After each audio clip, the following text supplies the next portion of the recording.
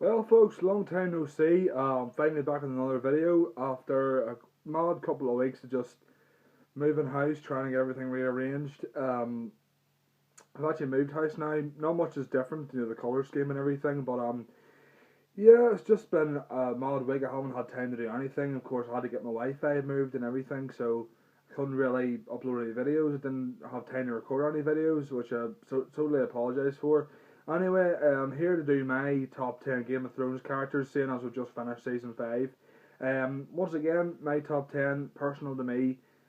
Some characters here, people probably won't agree with putting on their top 10, but I thought I should because just characters I like. There'll be a couple of honourable mentions before we get to number 1 as well. So anyway, without further ado, here we go.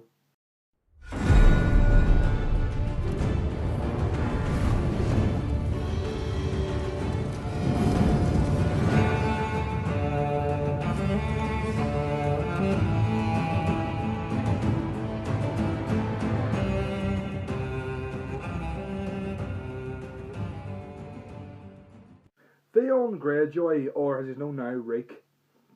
I personally believe that he's one of the most diverse characters on the show.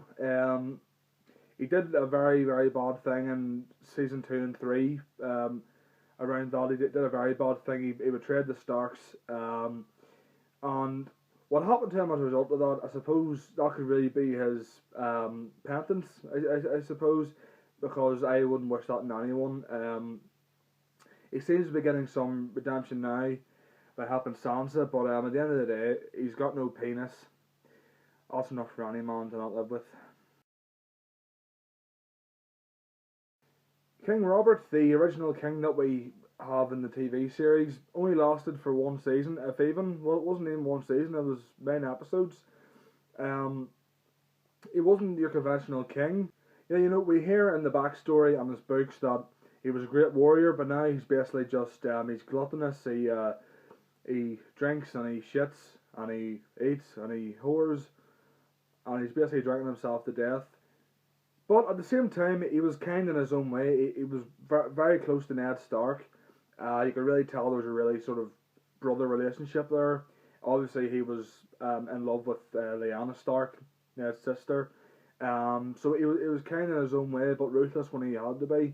I think he deserved at least another half a season. I think he was taken too soon, and Mark Addy was absolutely brilliant as him. So. Kudo, Kudo, Kudo. Braun is one of the characters in the show that he really doesn't care whether he's speaking to a person who's highborn or an urchin, whatever. He doesn't care who you are. He speaks his mind. He's a sellsword. He's really loyal to no one apart from Tyrion. At least for the first 4 seasons, and then he had to sort of abandon him. But I like him because as I said, he speaks his mind, and he has some of the funniest lines in the show, and I think he's a really, really good part of the show, and he deserves to be a main character as he is now. Robb Stark, absolute badass, like his father before him. Um, he really he was responsible for really well. One of the characters he is responsible for where the show is now, I suppose. If he hadn't have took up arms against the Lannisters at the end of season 1 till season 3. If he hadn't done that, we wouldn't really be in the position we are now. Everything would have just kept going the way it has been. Um, yeah, he's the king in the north, and I feel if they'd kept him on longer, I feel he could have overthrown Joffrey. He could have overthrown the Lannisters because he had the whole north behind him. Well, at least without the Karstarks, because he kind of killed their. I can't remember his name really, but they kind of killed their leader. I feel he could have overthrown Joffrey if he hadn't been killed off in the Red Wedding. Absolutely brilliant character.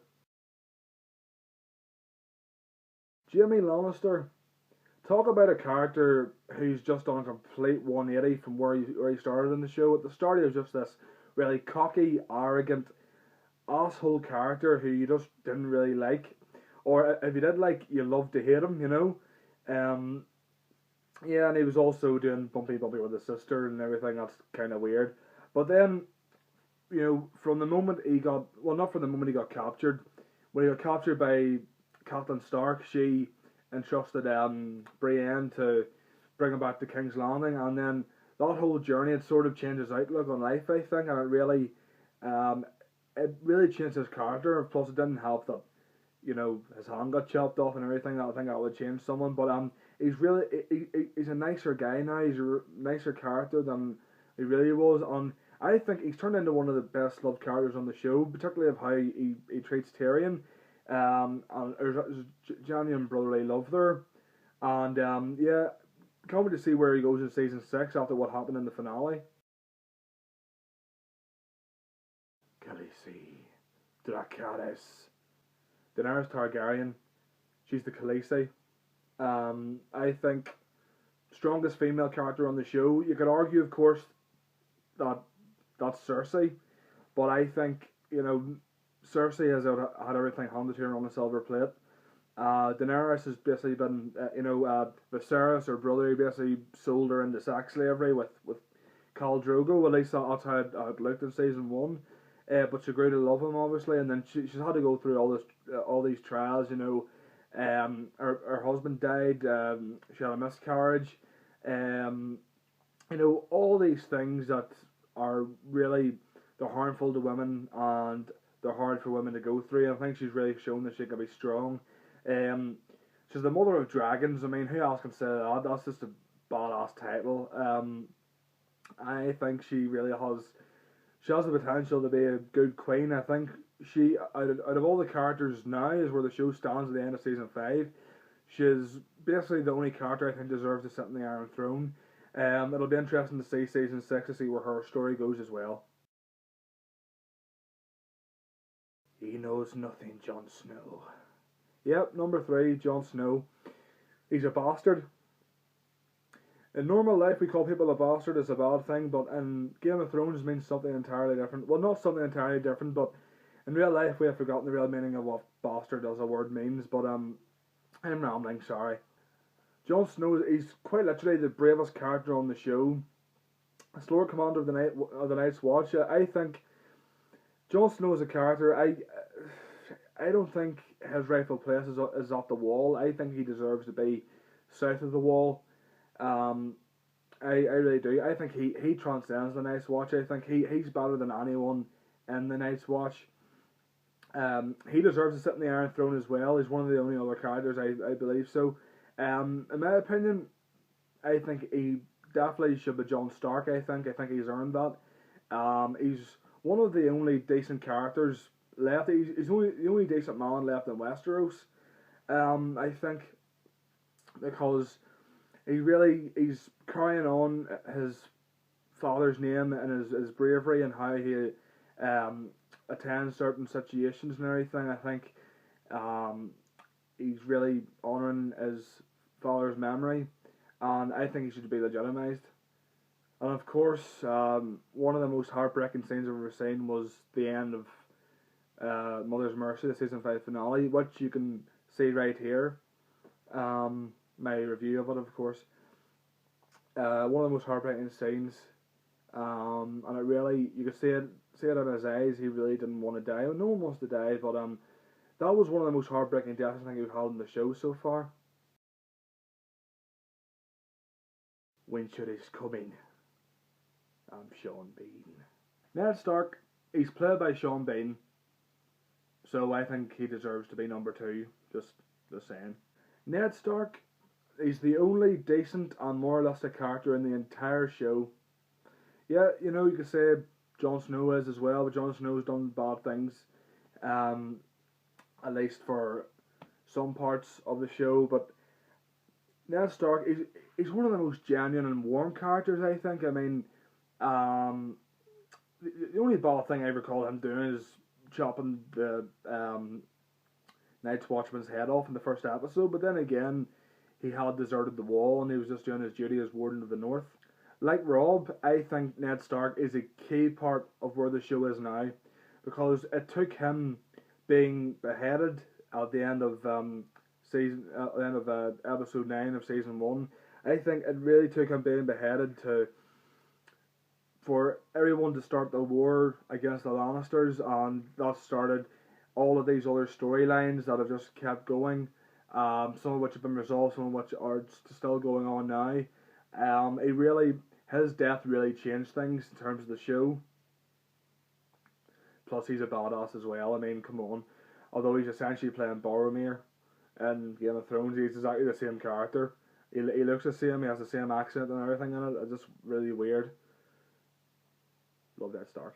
Now, as I said, I do have a couple of honourable mentions. The first one of which is the Queen of Thorns. Simply for killing Joffrey. I think we'd all like to buy her a drink for that. We really would. Another one who I didn't think deserved to go on the list because he hasn't really done all that much. I think as the show's been going on is Baelish. He's a slippery one. Like, you know, you really don't know where his loyalties lie. You don't know what he's planning. You don't know whose side he's on. I mean, you know, there's 1 minute he's protecting the Starks, the next minute he's holding Ned at knife point, and the next moment he's helping Sansa escape. The next moment he's trying to get under her, basically. You know, weird. And the other one, begrudgingly, Joffrey. I don't remember a character on a TV show who was as hated and as vilified as Joffrey was, and it just goes to show how good of an actor Jack Gleeson is. The way he played him, he was just, oh, you want to just pick it up and squeeze his little face till it went purple, and then we got that in the purple wedding anyway.